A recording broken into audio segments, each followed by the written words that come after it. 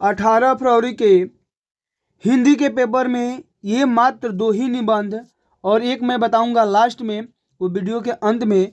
वो निबंध अगर लिख देते हो आप लोग, रट्टा मार जाते हो, देखो इस तरह से हेडिंग देना है और टॉप बच्चे ऐसे ही लिखते हैं।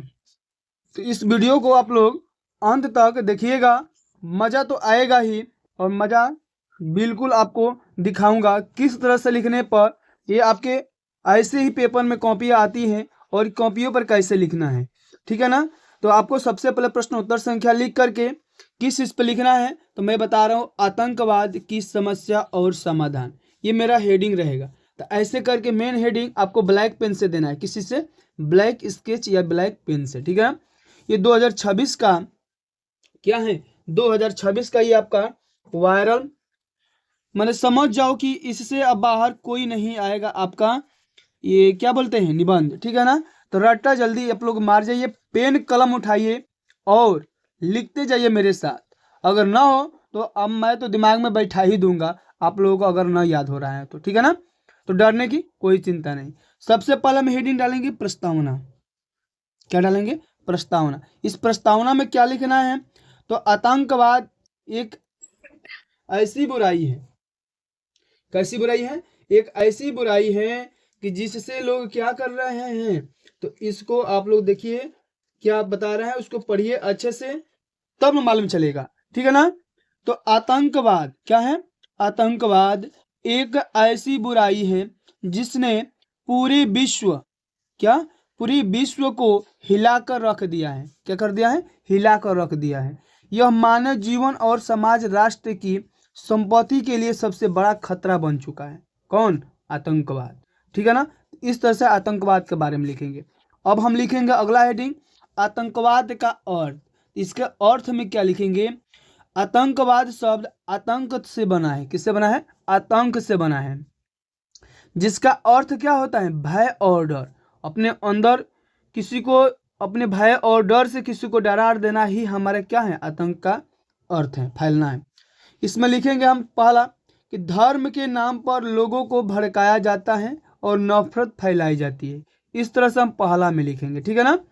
अगला हम दूसरा में क्या लिखेंगे, तो कुछ क्या है, कुछ देश अपने स्वार्थ के लिए दूसरे देशों को आतंक को बढ़ावा देते हैं, ठीक है ना।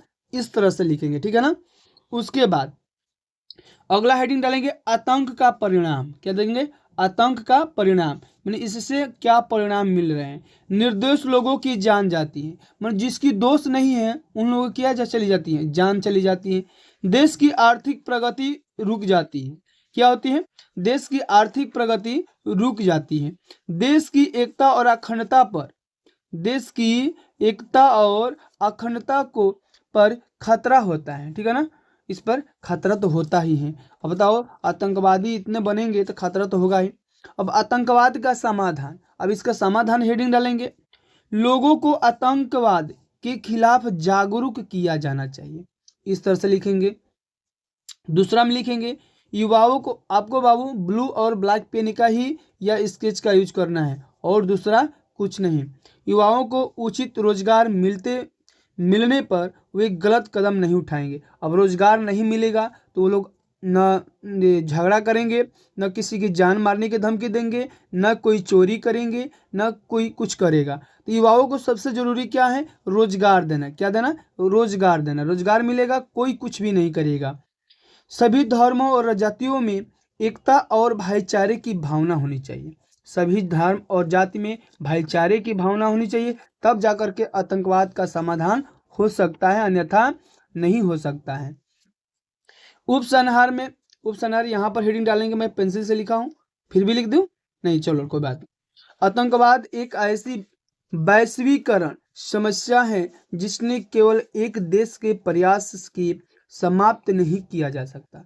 मतलब एक देश के प्रयास से आतंकवाद जो होता है वो समाप्त नहीं हो सकता है, बल्कि हमारे लिए सभी देशों को एक होना जरूरी है। सभी देश को, लोग को मिलकर कदम उठाने होंगे। इसलिए हमें यह संकल्प लेना चाहिए कि हम न तो आतंकवाद को सहन करेंगे और ना ही उसे बढ़ावा देंगे।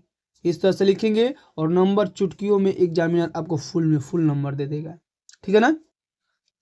अगला क्या है, तो प्रदूषण की समस्या और समाधान। इस तरह से हेडिंग आपको देना है अच्छे से और बहुत ही सुंदर से, ठीक है ना, तभी आपको नंबर मिलेगा, ठीक है ना। तो प्रस्तावना, इसमें भी सबसे पहला हेडिंग रहेगा प्रस्तावना। क्या हेडिंग रहेगा, प्रस्तावना। आज का युग विज्ञान और प्रौद्योगिकीकरण का युग है, ठीक है ना। एक ओर जहां विज्ञान ने अनेक सुविधाएं दी हैं, वहीं दूसरी ओर उसने प्रदूषण जैसी गंभीर समस्या भी पैदा कर दी है। प्रदूषण केवल हमारे वातावरण को ही नहीं बल्कि संपूर्ण जीवन को प्रभावित करके रख दिया है, ठीक है ना। तो इस तरह से हम लिखते हैं तो हमारा एग्जामिनर तो नंबर देगा और आपको बहुत ही परसेंटेज में नंबर उठने की इस वीडियो से चांस है और आपको मिलने का वादा है, ठीक है ना। अब बच्चे क्या गलतियां कर देते हैं कि प्रस्तावना यहाँ ना लिख करके कहीं दूसरे हेडिंग में लिखते हैं, तो ऐसा गलती करने से आपको नंबर मिलेगा नहीं मिलेगा, ठीक है ना। तो आपको प्रस्तावना सबसे पहले, उसके बाद उसका अर्थ लिखेंगे, तब जाकर नंबर मिलेगा। अर्थ में क्या लिखेंगे, तो वातावरण को गंदा करना या उसकी शुद्धता को नष्ट करना, जब वायु जल भूमि, क्या लिखा है, जब वायु जल भूमि तथा ध्वनि आदि प्राकृतिक तत्व असंतुलित हो जाता है तो उसे हम प्रदूषण कहते हैं।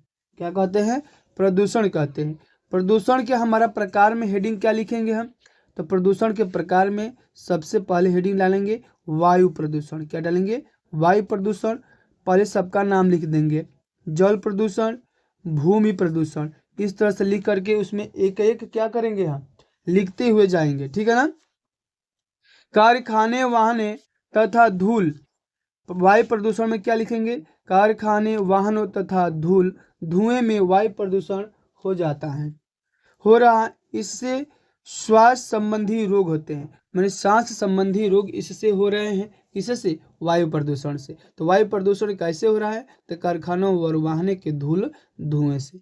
इस तरह से जल प्रदूषण कैसे हो रहा है, तो नदियों तालाबों में गंदा पानी, औद्योगिक अपशिष्ट पदार्थ जैसे प्लास्टिक, कचरा आदि डालने या फेंकने से जल प्रदूषण होता है, ठीक है ना। इस तरह से हम लिखते हैं तो नंबर आपको मिलता है। बच्चे एक गलती और क्या करते हैं कि सबसे तो ज़्यादा जरूरी है भूमि प्रदूषण, इसको लिखना, ये नहीं लिखते हैं तो एक नंबर कट जाता है। अधिक मात्रा में प्लास्टिक, रासायनिक खाद्य और कीटनाशक के प्रयोग से भूमि की उपजाऊ शक्ति कम हो जाती है, जिससे हमारे क्या हो रहे हैं, अनाज और उपलब्धियां कम हो रही है।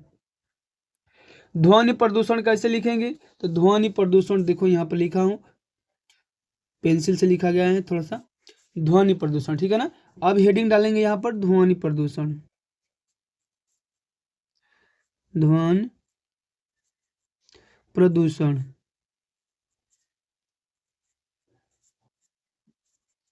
ठीक है ना। इस तरह से ध्वनि प्रदूषण लिखते हैं।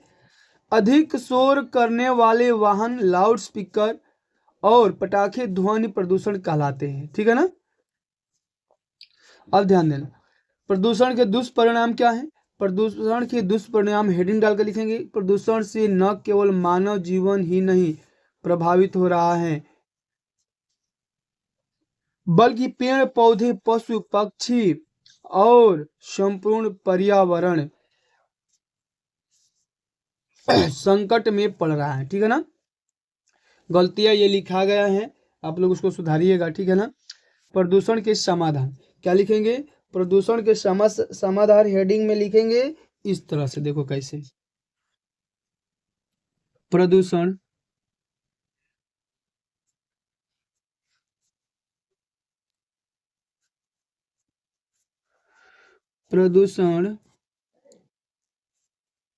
के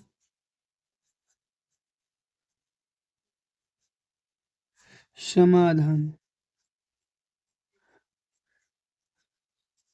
ठीक है ना। इस तरह से लिखते हैं तभी आपको नंबर मिलने की गारंटी है, ठीक है ना।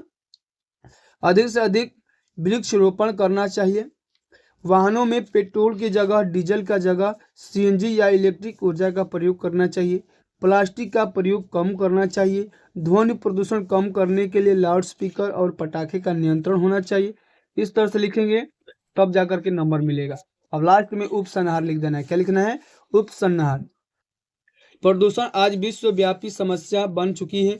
यदि समय रहते इसे के ऊपर समाधान के लिए ध्यान नहीं दिया गया तो यह आने वाली पीढ़ी स्वास्थ्य या वातावरण से शुद्ध वायु से वंचित रह जाएगी। इस तरह से लिखते हैं तो मात्र 10 मिनट आपको ये पूरा नंबर देगा।